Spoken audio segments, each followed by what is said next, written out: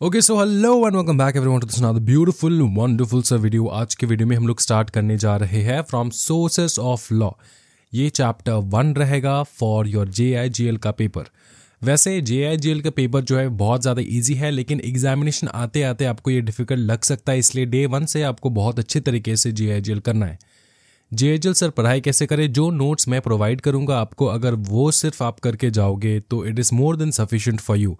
आपको ICSI का material देखने की ज़रूरत नहीं है, क्योंकि मटेरियल के बेसिस पे ही मैंने पूरा नोट्स यहाँ पे बना रखा है और ये एकदम नया नोट्स है। तो आपको टेंशन नहीं लेना है कि सर ये नोट्स जो है अमेंडेड है, ये है वो है। ये पूरा रेलेवेंट है आपके जून 2025 एग्जामिनेशन और दिसंबर 2025 एग्जामिनेशन के लिए। दिसंबर एग्जामिनेशन में अगर कुछ भी किसी प्रकार का चेंजेस आया तो मैं वो अपडेट कर दूंगा। उसके लिए सेपरेट जो है मैं क्लास लेकर आऊँगा, तो उसके लिए टेंशन नहीं करना है। आपको अभी ये वीडियो देखना है for your June 2025 and December 2025 attempt. ये अर्जुना बैच का JIGL का फर्स्ट क्लास रहेगा। ये फर्स्ट क्लास हम लोग यूट्यूब के ऊपर भी ज़रूर अपलोड करेंगे। तो सारे बच्चे, अगर कोई भी डाउट हो तुमको इस क्लास से रिलेटेड, इस वीडियो से रिलेटेड, इस चैप्टर से रिलेटेड, तो ज़रूर आप अपने डाउट्स जो है वो कमेंट सेक्शन में कमेंट करना। मैं 24 आवर्स के अंदर अंदर सारे डाउट्स को सॉल्व कर दूंगा। ये नोट्स आपको हमारे एप्लीकेशन में मिल जाएगा, टेलीग्राम चैनल पे मिल जाएगा, सारे जगह मिल जाएंगे। आपको सिर्फ ज्वाइन करना है। और अगर किसी भी बच्चे को हमारे कोर्सेज परचेज करने हैं तो मैं आपको बता दूं, अभी डिस्काउंट चल रहा है on all the courses. Module 1 के JIGL company law and SBIL ये कॉम्बो में सिर्फ 4999 में अवेलेबल है, और इसके ऊपर अगर आपको डिस्काउंट चाहिए तो आप ज़रूर डिस्काउंट ले सकते हैं। आपको यूज़ करना होगा कोड NEW25। ये कोड आप यूज़ करोगे तो आपको सारे डिस्काउंटेड कोर्सेज के ऊपर और हैवी डिस्काउंट मिल जाएंगे। तो चलिए फटाफट स्टार्ट करते हुए the first class of JIGL, that is sources of law. Sources of law chapter का नाम sources of law. Sources of law का मतलब होता है लॉ कहाँ से निकल रहा है, कहाँ से जनरेट हो रहा है, उसके सोर्सेस क्या है, वो हम लोग देखने वाले हैं इस चैप्टर में। वैसे इस चैप्टर में सबसे पहले मीनिंग ऑफ लॉ जानना बहुत इंपॉर्टेंट है कि लॉ क्या है। हर जगह पे अलग अलग मीनिंग आपको देखने को मिलेगा, लेकिन सोर्सेस JIGL में जो लॉ का मीनिंग है वो ये: definition of law refers to a specific rule and regulation laid down by a legal system. For example, Indian laws follow the Indian legal system. Understood? तो क्या है इसका मतलब? क्या है? Refers to specific rules, कुछ rules, कुछ regulations, कुछ regulations जो laid down किया गया है by whom? Laid down by whom? किन्होंने बनाया ये रूल्स, किन्होंने बनाया ये regulations? laid down by legal system. तो लीगल सिस्टम हमारा ले डाउन करता है, बनाता है रूल्स एंड रेगुलेशन, जिसको अपने को फॉलो करना पड़ता है, और उसी को हम लोग कहते हैं law. For example Indian legal system, जैसे कि जुडिशरी, पार्लियामेंट, वो लोग क्या बनाता है बताओ ना? हमारे इंडियन लॉस बनाते हैं। ठीक है, लीगल सिस्टम समझ में आ रहा है? लीगल सिस्टम में आपके जुडिशरी भी आ जाते हैं। और लॉस कहाँ पे बनते हैं? पार्लियामेंट में बनते हैं। लेजिस्लेचर जो है, लेजिस्लेचर ऑफ ईच स्टेट, वहाँ पे बनते हैं लॉस। समझ में आ रहा है? तो वो उनको कहा जाता है लीगल सिस्टम, वो बनाते हैं लॉस। ठीक है, और उसी लॉस को फॉलो करते हैं। और लॉस जो है वो हम लोग कह सकते हैं कि रूल्स एंड रेगुलेशंस, ये क्या है? Loss. Law refers to a specific rule and regulation laid down by legal system. Understood? Purpose क्या है? To regulate human activities. Human activities को regulate करने के लिए humans कैसे चलेंगे, कैसे बैठेंगे, कहाँ तक जा सकते हैं, किस vehicle से जा सकते हैं। ठीक है, ये सारा चीज ह्यूमन एक्टिविटीज, कोई भी काम अगर कर रहे हैं तो वो किस प्रकार से काम करना होगा, घर बना रहे हैं तो किस हिसाब से बनाना होगा, उस सारे रूल्स एंड रेगुलेशंस जो है बनाया जाता है सो दैट ह्यूमंस को रेगुलेट कर पाए in whatever activities they are doing. चाहे तुम खाओ, पियो, सो, जो कुछ भी कर रहे हो, या फिर नाचो, या फिर तुम कुछ भी कर रहे हो, सारे एक्टिविटीज को रेगुलेट करते हैं कुछ लॉस, कुछ नियम। अगर ये लॉस एंड नियम ना रहे तो सब लोग अपना मन मर्जी करेंगे, एंड मन मर्जी करने से क्या हो जाएगा बताओ? केओस मच जाएगा सोसाइटी में, क्योंकि तुम चाहोगे तुम अपने हिसाब से करना, मैं चाहूँगा अपने हिसाब से करना, कोई एक स्टैंडर्ड तरीका जो है वो नहीं रहेगा, केओस मच जाएगा सोसाइटी में, राइट। तो रेगुलेट करने के लिए, किनको रेगुलेट करने के लिए? ह्यूमन एक्टिविटीज़ को। Purpose, regulate human activities and define what is permissible and what is not, and define करता है कि क्या चीज़ परमिसिबल है, क्या चीज़ परमिसिबल नहीं है। अंडरस्टूड? क्या चीज़ परमिसिबल है, क्या चीज़ परमिसिबल नहीं है। इंडिया में तुमको अगर कार खरीदना है तो उसका एक लॉ रहेगा, बाइक चलाना है रास्ते पे उसका एक लॉ रहेगा, ठीक है। तो अगर तुम चला रहे हो, व्हीकल यूज़ कर रहे हो, इसका कुछ रूल्स एंड रेगुलेशंस है। यस, है कि नहीं, बताओ ना। हाँ जी सर। अगर तुम अपना घर बनाना चाहते हो, उसके कुछ रूल्स एंड रेगुलेशंस है, राइट। स्टैम्प ड्यूटी वगैरह, रजिस्ट्रेशंस, बहुत कुछ करना होता है। ये सारे रूल्स एंड रेगुलेशंस है। तुम मन मर्जी अपने किसी भी जगह पे तुम लैंड खरीद नहीं सकते, परमिसिबल होना चाहिए। तो इस प्रकार से तुम गवर्नमेंट एरिया में तुम अपना घर नहीं बना सकते, परमिसिबल होना चाहिए। तो हर एक चीज़ अगर हम लोग कर रहे हैं, यहाँ तक अगर हम लोग मार्केट में जाके कुछ सामान खरीद के लेकर आ रहे हैं, उसके भी कुछ नियम है, राइट। तो ये नियम जो है ये ह्यूमन एक्टिविटीज़ को रेगुलेट करने के लिए बनाया जाता है। अंडरस्टूड? और वो कहता है कि क्या परमिसिबल है एंड क्या परमिसिबल नहीं है। ब्रॉडर सेंस में समझे? ब्रॉडर सेंस में समझाता हूं मैं कि रेफर करता है, लॉ रेफर करता है to the legal system use to maintain peaceful and orderly relation in the society. Society में पीसफुल एंड ऑर्डर के तरीके से सब कुछ हो पाए, सब कुछ ऑर्डरली तरीके से हो पाए, जो भी बताया गया नियम है उसके हिसाब से हो पाए, इसलिए हम लोग लॉज बनाते हैं, ठीक है। सब कुछ प्रॉपर तरीके से हो, किसी को भी केओस ना लगे, किसी को भी ऑफेंड ना हो जाए, सब लोग जो है प्रॉपर तरीके से रह पाए, इसीलिए हम लोग बनाते हैं लॉ, राइट। नेक्स्ट देखेंगे कॉन्स्टिट्यूशन ऑफ इंडिया।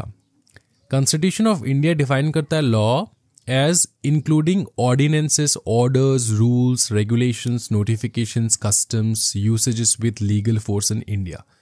तो इंडिया का जो कॉन्स्टिट्यूशन है वो क्या कहता है कि लॉ कैसे बनते होंगे, लॉ कौन बनाता होगा। ऑर्डिनेंस के तरीके से लॉ बनते हैं, ऑर्डर्स के तरीके से। ऑर्डिनेंस पास करता है बाय प्रेसिडेंट, ठीक है। ऑर्डर पास किया जाता है। अब ऑर्डर जो है, तुम अगर ब्रॉडर वे में देखो तो जुडिशरी ऑर्डर पास करते हैं, rules and regulations public departments बनाते हैं या फिर अपने एग्जीक्यूटिव बॉडी बनाता है। वैसे भी आपको पता ही होगा कि 3 बॉडीज़ है, 3 पिलर्स हैं। क्या बताओ? ये जो लेजिस्लेटिव बॉडी होता है ये बनाते हैं लॉस, ये बनाते हैं लॉ। लॉ को एग्जीक्यूट करने के लिए हमारे पास है एग्जीक्यूटिव बॉडी। और कोई भी अगर किसी भी प्रकार का अगर झमेला हो, मतलब कोई भी किसी प्रकार का कॉन्फ्लिक्ट हो, तो जुडिशरी जो है वो डिसीजन सुनाया जाता है। जुडिशरी मतलब कोर्ट्स। तो रूल्स कौन बनाते हैं? वही लेजिस्लेचर। और ये अपने अपने डिपार्टमेंट में ये खुद भी रूल्स बनाते हैं, right. Regulations, notifications, customs, usages with legal force in India. तो इन प्रकार से इंडियन कॉन्स्टिट्यूशन में बताया गया है कि लॉस बनते हैं। Law in force include pre constitution loss not repealed even if not correctly operational. Law in force का मतलब होता है कि अगर कोई प्री कॉन्स्टिट्यूशनल लॉस अगर है और जो कि अभी करेंटली ऑपरेशनल नहीं है, मतलब प्री कॉन्स्टिट्यूशनल मतलब कॉन्स्टिट्यूशन बनने से पहले जो रूल्स एंड रेगुलेशंस थे, जो अभी करेंटली ऑपरेशनल शायद नहीं है। ऑपरेशनल मतलब वो काम नहीं कर रहा है, उसको कोई फॉलो नहीं कर रहा है, वो भी लॉ के अंदर आता है, वो भी लॉ एंड फोर्स में आता है, ठीक है। इस बात का ध्यान रहे। तो लॉ जो है हम लोग अनेकों तरीके से हम लोग डिफाइन कर सकते हैं लॉ को।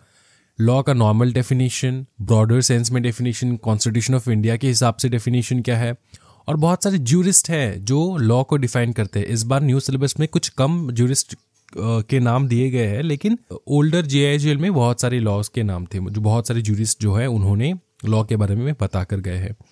अल्पाइन कहता है लॉ इज द आर्ट और science of what is equitable and good. तो अल्पाइन क्या कहता है? अल्पाइन कहता है कि लॉ जो है एक आर्ट है या फिर एक साइंस है, एक आर्ट है या फिर एक साइंस है, जो कि what is equitable, equitable and good. Equitable का मतलब होता है फेयर, जो फेयर है एंड गुड है, ठीक है, वो होता है लॉ। लॉ एक आर्ट हो सकता है, लॉ एक साइंस हो सकता है जो कि फेयर है एंड गुड है, जो कि इक्विटेबल है एंड गुड है। सिसेरियो क्या कहते हैं? Law is the highest reason implanted in nature. Law is the highest reason implanted in nature. मतलब लॉ जो है वो मैन मेड नहीं है, वो नेचुरल है। वो क्या है? वो नेचुरल है, वो मैन मेड नहीं है, वो नेचुरल है। और वो आता कहाँ से है? ये आता कहाँ से है? With reason. With reason. जब तुम अपने दिमाग को यूज करोगे एंड क्वेश्चंस पूछोगे कि कैसे होना चाहिए, क्या होना चाहिए, किस प्रकार से होना चाहिए, उस रीजन से आता है लॉ। तो law is the highest reason implanted in nature. क्या गलत है, क्या सही है? देखो एक चीज बताओ, क्या गलत है और क्या सही है? क्या गलत है और क्या सही है, ये किसको पता? हाँ जी, ये किसी ने डिसाइड किया था कि ये सब सही है और ये सब गलत है? किसी ने डिसाइड किया था या फिर ये नेचुरल था? ह्यूमन इंटेलेक्ट को पता था कि ये नेचुरली ये गलत है, ये नेचुरली ये सही है, ये पता होता है, राइट? तो उसी से पता चलता है, उसी से जो है लॉ बनते हैं। फिर देखो Justinian, law is the standard of what is just and unjust. मतलब लॉ एक वैसा स्टैंडर्ड है, लॉ एक स्टैंडर्ड है, हाईएस्ट स्टैंडर्ड है, जो कहता है कि जो कौन सा वो चीज है जो जस्टिस है एंड कौन सा वो चीज है वो अनजस्टिस है। जस्ट एंड अनजस्ट का मतलब क्या होता है सर? जस्ट एंड अनजस्ट वही है, जस्टिस एंड अनजस्टिस। मतलब जस्ट का मतलब होता है फेयर। जस्ट का मतलब होता है क्या बताओ? Fair, moral,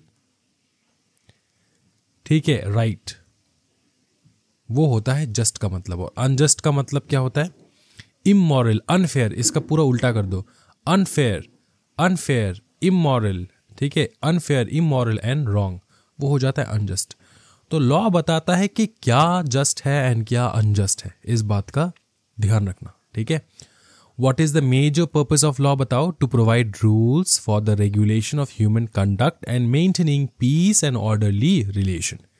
In essence, law ensures justice, equity and harmony in society.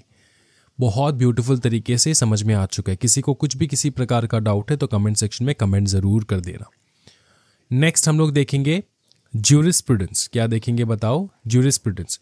जैसे आपको पता है कि ये सब्जेक्ट ही है ज्यूरिस्प्रूडेंस, तो सबसे पहला चैप्टर जो सोर्सेस ऑफ लॉ है वहाँ पे हम लोग देखेंगे ज्यूरिस्प्रूडेंस का मीनिंग।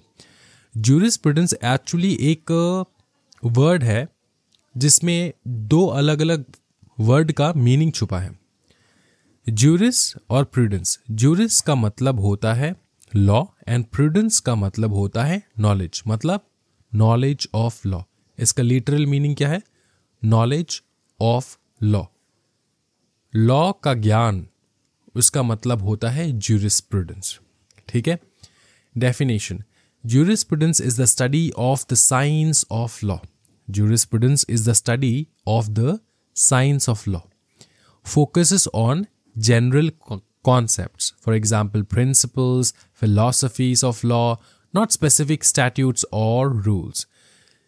ज्यूरिस्प्रूडेंस एक ऐसा चीज है ना, मैं तुमको एक चीज समझाता हूं। ये कंपनी लॉ एंड ज्यूरिस्प्रूडेंस में डिफरेंस क्या है?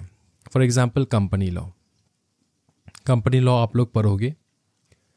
कंपनी लॉ क्या है? कंपनी लॉ एक bunch of and set of rules है, रेगुलेशंस है, जो हम लोग इंटरप्रेट करते हैं। क्या करते हैं? जो हम लोग इंटरप्रेट करते हैं और समझने की कोशिश करते हैं। लेकिन ज्यूरिस्प्रूडेंस में हम लोग रूल्स एंड रेगुलेशन समझने की कोशिश नहीं करते, हम अपने कंसेप्ट्स को लगाते हैं, जनरल प्रिंसिपल्स को लगाते हैं, फिलॉसफीज को सुनते हैं कि ये लॉ बना क्यों दरकार था इस लॉ का, क्या ज़रूरत था इस लॉ का। ये हम लोग नहीं पूछते कंपनी लॉ में। कंपनी लॉ हम लोग इंटरप्रेट करते हैं कि अच्छा ये रूल्स एंड रेगुलेशंस बना के रखे हैं for this and that. But हम लोग और डीप जाते हैं ज्यूरिस्प्रूडेंस में। ज्यूरिस्प्रूडेंस में हम सिर्फ ये नहीं सीखते कि ये लॉ क्या है और ये लॉ का मतलब क्या है, वो सिर्फ नहीं सीखते, हम लोग उसके पीछे का फिलॉसफी भी जानने की कोशिश करते हैं। समझ में आ रहा है? तो focuses on general concepts, principles, philosophies and not specific statutes और rules. Not specific statutes and rules. Statutes का मतलब भी लॉ होता है जो बनता है फ्रॉम द पार्लियामेंट। समझ में आ रहा है? स्टैट्यूट्स जो है ना वो रिटन लॉ होता है, रिटन लॉ होता है जो कि हमारा फर्स्ट पिलर है। लेजिस्लेटिव बॉडी वो बनाते हैं, पार्लियामेंट से होके आता है रिटन लॉ, उसको कहते हैं हम लोग स्टैट्यूट। तो स्टैट्यूट को, रिटन लॉ को इंटरप्रिएट करना, रूल्स को इंटरप्रिएट करना, ये ज्यूरिस्प्रूडेंस नहीं है। Jurisprudence is actually focusing on general concepts, principles and philosophies. Law के पीछे का philosophy. What is the purpose of jurisprudence? Explore what is law. Law क्या है, इसका नेचर क्या है, और उसके अंदर का अंडरलाइंग प्रिंसिपल्स क्या है, कि कौन से प्रिंसिपल्स के तहत ये लॉ बना, कौन सा वो सोच है जिसके तहत ये लॉ बना। ये है ज्यूरिस्प्रूडेंस। समझ में आ रहा है? The science of law. इसलिए हम लोग ज्यूरिस्प्रूडेंस को क्या कहते हैं? The science of law. Examines why and how rights, duties and obligations emerges in the society. कि क्यों, जैसे मैंने तुमको बताया है, कंपनी लॉ में हम सिर्फ सीखते हैं कि क्या है इंटरप्रिटेशन, मतलब क्या है कि तुमको मीटिंग करना है साल में इतना टाइम, ये रूल है, और वो हम लोग सीख के चले जाते हैं एग्जामिनेशन में। लेकिन हम लोग ज्यूरिस्प्रूडेंस में सीखते हैं कि ये राइट या फिर ये ड्यूटी, ये ऑब्लिगेशन, ये आया कहाँ से सोसाइटी में, ये इसका ज़रूरत क्या है। मतलब समझ में, स्पिरिचुअल टाइप के चले जाते हैं ज्यूरिस्प्रूडेंस में और डीप नॉलेज लेते हैं ज्यूरिस्प्रूडेंस में।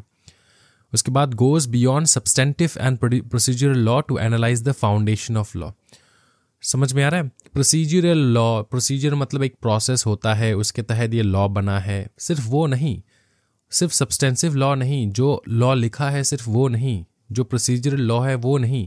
हम लोग एनालाइज करते हैं कि लॉ का फाउंडेशन क्या है, लॉ आया कहाँ से, क्यों ज़रूरत है, ठीक है, क्यों हम अपने ऊपर हम लोग ये ड्यूटी लगाते हैं, ये ऑब्लिगेशन लगाते हैं, क्यों हमारे ऊपर ये राइट है लॉ का। तो ये सारा चीज़ हम लोग जो है बहुत स्पिरिचुअल प्रोसेस में चले जाते हैं ज्यूरिस्प्रूडेंस में। समझ में? स्पिरिचुअल प्रोसेस में ये वर्ड इसलिए यूज़ कर रहा हूँ क्योंकि going deep into yourself is known as spirituality, और वही हम लोग going deep into the law is known as jurisprudence. क्या ये समझ में आ रहा है? ठीक है, नेक्स्ट देखेंगे लीगल थ्योरी। अब लीगल थ्योरी में ना हम लोग बहुत कुछ देखने वाले हैं। मैं तुमको बता दूं, यहाँ से क्वेश्चन बनेगा एग्जामिनेशन से, यहाँ से स्टार्ट होगा। लीगल थ्योरी से मैं तुमको बताता हूँ क्या क्या हम लोग सीखेंगे। जैसे मैं तुमको बताता हूँ कि बहुत सारे दिग्गजों ने लॉ के बारे में बहुत कुछ बोल कर गए। अब वो है नहीं यहाँ पर, लेकिन उनका जो बात है वो हम लोगों को बहुत अच्छी तरीके से याद है और याद करवाएंगे। हम याद करेंगे, हमारे अपकमिंग जनरेशन्स को याद करेंगे, और वो याद इसलिए ज़रूरी है कि वो चीज़ अपने को लॉ के बारे में और डीप नॉलेज देता है। ठीक है, समझ में आ रहा है? ओके। तो वो जो दिग्गज लोगों ने, बहुत सारे दिग्गज लोगों ने लॉ के बारे में बताकर गए हैं, ठीक है, वो चीज़ हम लोग सीखेंगे और वो एग्जामिनेशन में आएगा। ये यहाँ से आएगा एग्जामिनेशन में जो आना है। सबसे पहले हम लोग बेंथम का थ्योरी सीखेंगे। बेंथम ने क्या थ्योरी दिया है और उसके थ्योरी में क्या बात है, उसने क्या कहा है, क्या सिखाया है हमको, वो देखेंगे। जेरेमी बेंथम का कंट्रीब्यूशन क्या है देखो। जेरेमी बेंथम एक पायोनियर है of analytical jurisprudence in Britain. Pioneer का मतलब सर, पायोनियर का मतलब तुम कह सकते हो एक इनोवेटर, एक इनोवेटर, एक इनोवेटर, एक इनोवेटर, एक अर्ली एक्सप्लोरर, अर्ली एक्सप्लोरर। मतलब ये जेरेमी बेंथम जो है, ये पहला वो इंसान था जो ब्रिटेन में एनालिटिकल ज्यूरिस्प्रूडेंस के बारे में बात करता था। सर ये एनालिटिकल ज्यूरिस्प्रूडेंस क्या है सर? एनालिटिकल ज्यूरिस्प्रूडेंस ये एक प्रकार का ब्रांच ऑफ फिलॉसफी है, लीगल फिलॉसफी है, जो फोकस करता है लॉजिकल स्ट्रक्चर के ऊपर। Logical structure, definitions, fundamental principle of law, इन सब के ऊपर डिपेंड करता है अपना एनालिटिकल ज्यूरिस्प्रूडेंस। पायोनियर, अच्छा जेरेमी बेंथम कौन था? जेरेमी बेंथम कौन था? Pioneer of analytical jurisprudence in Britain. ठीक है, एनालिटिकल ज्यूरिस्प्रूडेंस मतलब सर जो फोकस करता है इनटू लॉजिकल स्ट्रक्चर, कि लॉ का लॉजिकल स्ट्रक्चर है क्या। ठीक है, लॉजिकली ये थिंक करता है। ये एक पहला इनोवेटर, अर्ली एक्सप्लोरर था of analytical jurisprudence in Britain. वो डिफाइन किया law as a assemblage of science expressing the sovereign's will assemblage of signs expressing the sovereign's will. Sovereign मतलब sovereign's will मतलब sovereign will का मतलब क्या होता है सर? sovereign will का मतलब होता है एक किसी भी कंट्री का ऑथोरिटी है, ये एक ऑथोरिटी है जो पूरे कंट्री को रन करता है, जो पूरे कंट्री को चलाता है, ठीक है, और वो उस हिसाब से रूल्स एंड रेगुलेशंस बनाएगा, ठीक है। जैसे कि नॉर्थ कोरिया का जो रूल एंड रेगुलेशंस है वो अलग है साउथ कोरिया से। क्यों? क्योंकि दोनों का जो कंट्री हेड है, नॉर्थ कोरिया का जो हेड है और साउथ कोरिया का जो हेड है, क्या दोनों एक ही हिसाब से कंट्री चलाता है? नहीं, उसमें रूल्स एंड रेगुलेशंस अलग है। नॉर्थ कोरिया में डिक्टेटरशिप का रूल्स एंड रेगुलेशन है एंड साउथ कोरिया जो it's more like a democratic type, ठीक है। तो इस हिसाब से यूएसए का जो तुम्हारा वे है, फॉर्मेट है of running the country, India का जो फॉर्मेट है of running the country, and north Korea का जो फॉर्मेट है इन रनिंग द कंट्री, चाइना का जो फॉर्मेट है इन रनिंग द कंट्री, क्या सब सेम है क्या? नहीं, काफ़ी अलग अलग है, काफ़ी अलग अलग है। और ये टाइम टू टाइम चेंज होता रहता है। जो डिक्टेटर बैठेगा या फिर जो प्रेसिडेंट बैठेंगे या फिर जो प्राइम मिनिस्टर बैठेंगे वो उसके हिसाब से चलेगा, राइट। तो जेनरी बेंथम कहता है कि सॉवरेन विल, सॉवरेन मतलब वही इंडिपेंडेंट कंट्री जिसका एक हेड है, वो रूल्स एंड रेगुलेशंस उस हिसाब से बनाएगा जिस हिसाब से उसका मंशा है, जिस हिसाब से इसका विल है।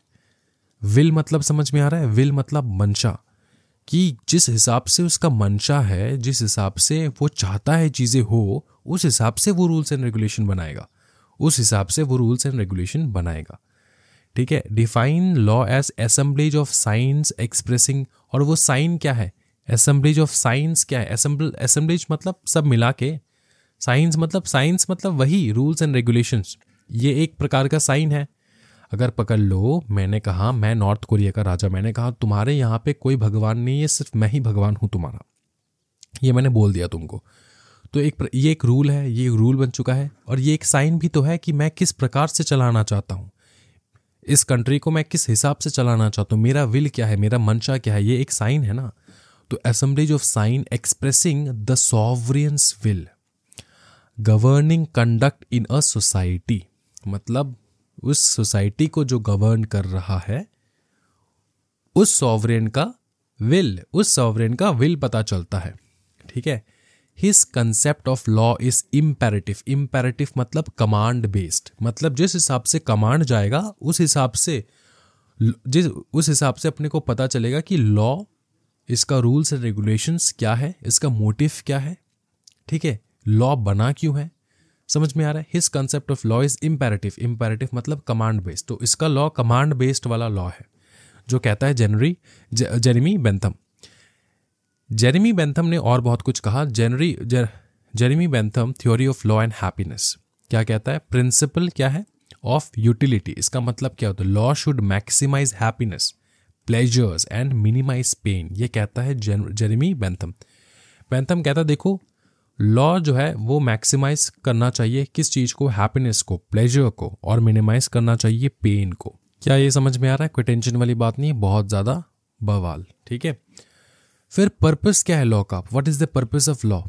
इंश्योर करता है maximum happiness of individual leading to a common good, सबका भला हो। Sovereign role, laws should ensure the common good not individual selfish Dzire.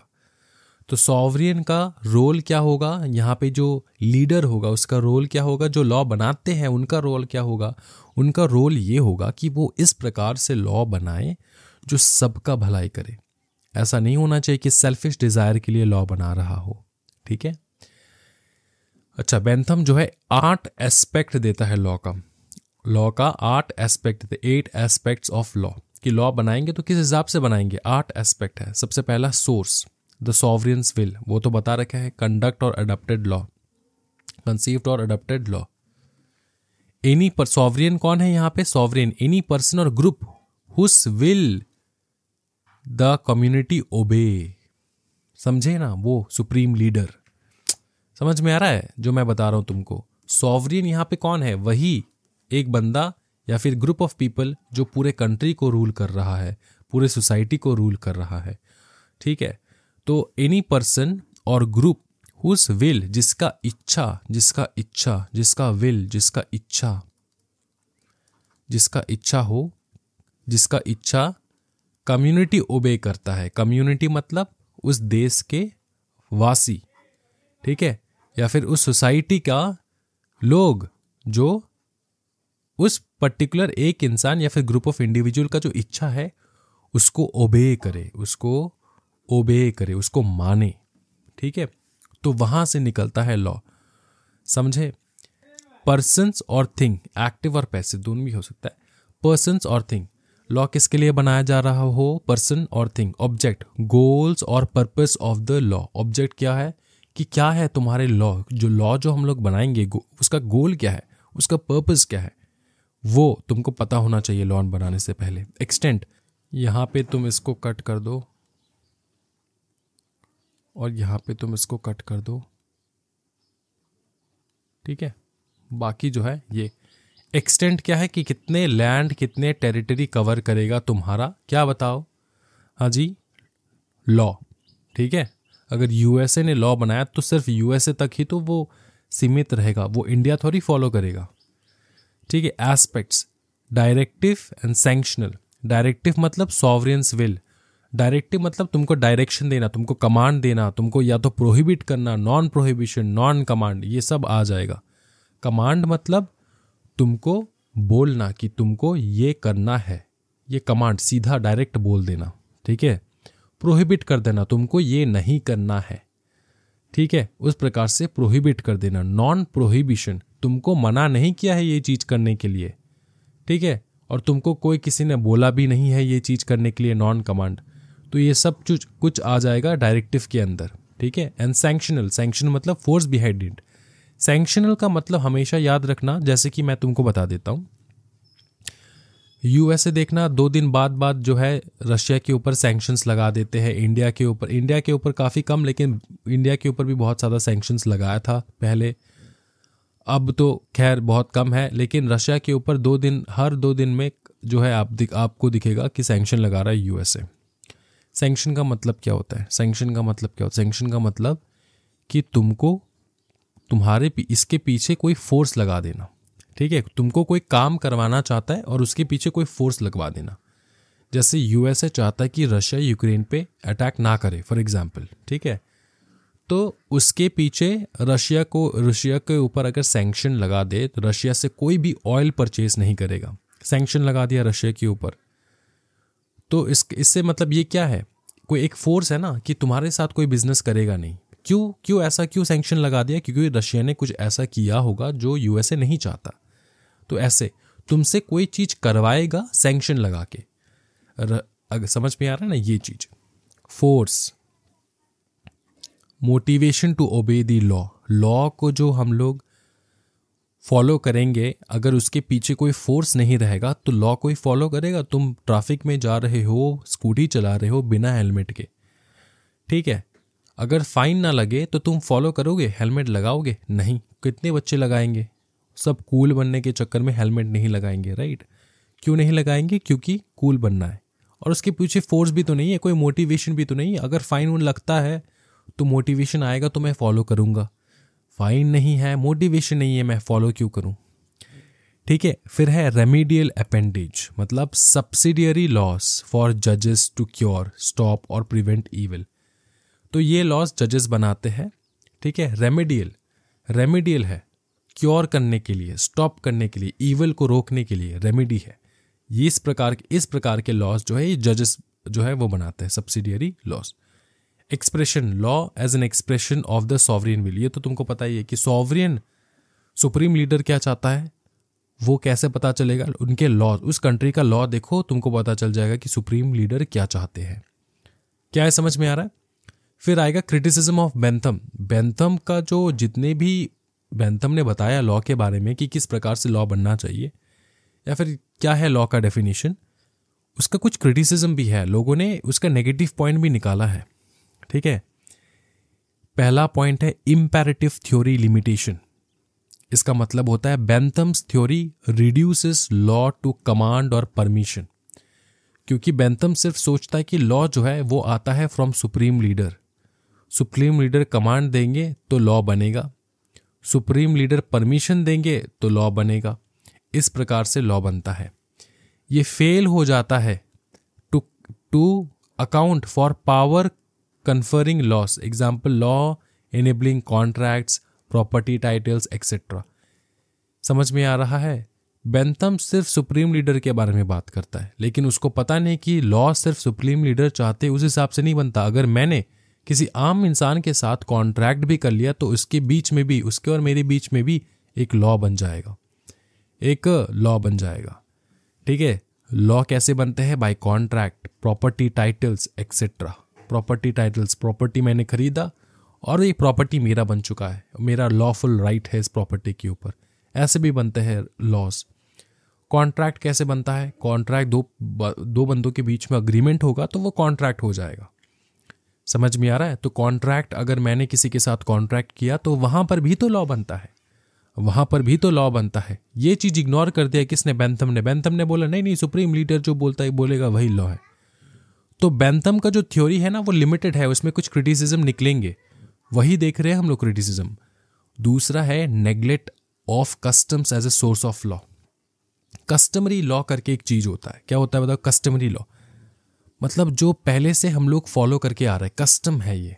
ठीक है, पहले से हम लोग फॉलो करके आ रहे हैं, ये एक लॉ है, ये अनरिटन लॉ है लेकिन लॉ है, ये कस्टमरी लॉ है। मेरे पूर्वज फॉलो करते थे, मैं भी फॉलो करता हूं। Bentham dismissed customs. बेंथम ने कस्टम को डिसमिस ही कर दिया, बोला कि ऐसा कुछ होता नहीं है। भाई ऐसा कुछ नहीं होता है, तुम्हारे यहां पे नहीं होता होगा, मेरे यहां पे होता है। मेरे यहाँ पे रिवाज है कि छोटे जो है वो बड़ों से आवाज नीचे करके बात करते हैं, आवाज ऊंची करके नहीं।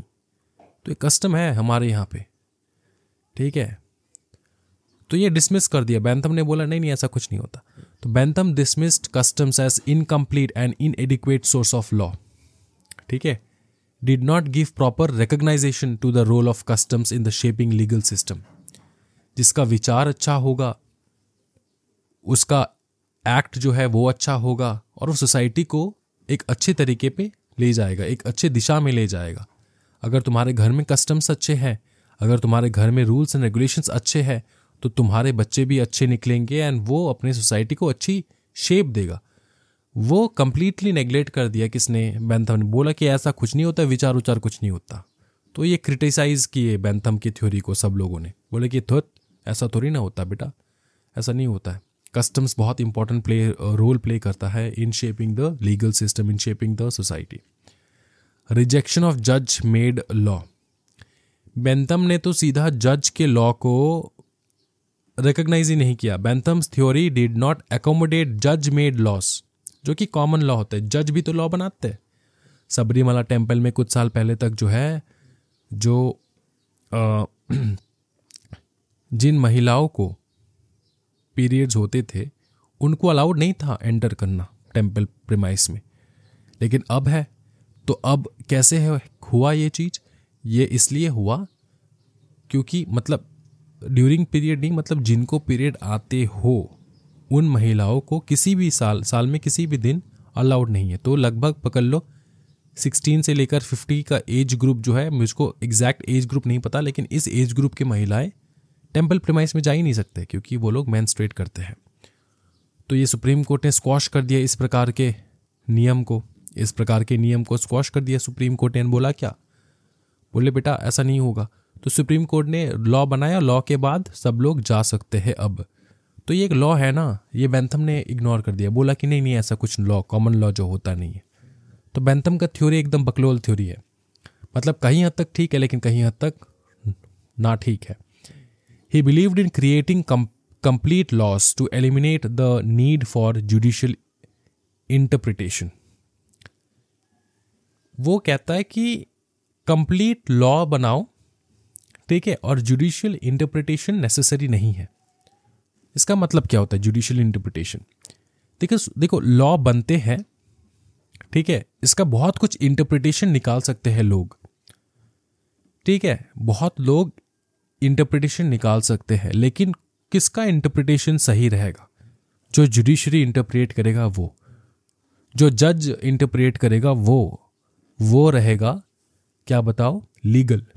उसको हम लोग फॉलो करेंगे। लेकिन जुडिशरी का इंटरप्रिटेशन बेंथम ने मना ही कर दिया, बोला कि ऐसा कुछ नहीं होता, ठीक है, ऐसा कुछ नहीं होता, जुडिशियल इंटरप्रिटेशन ज़रूरी नहीं है, हम लोग जो सोचेंगे, हम लोग जो इंटरप्रेट करेंगे वही लॉ है। उसके बाद subjective pleasure pain criteria, Bentham's principle relies on subjective measures of pleasure and pain. Critics argue that it lacks the mechanism to objectively quantify happiness or suffering. Bentham क्या कहा? बेंथम ने क्या कहा? देखो ना, स्टार्टिंग में क्या कहा?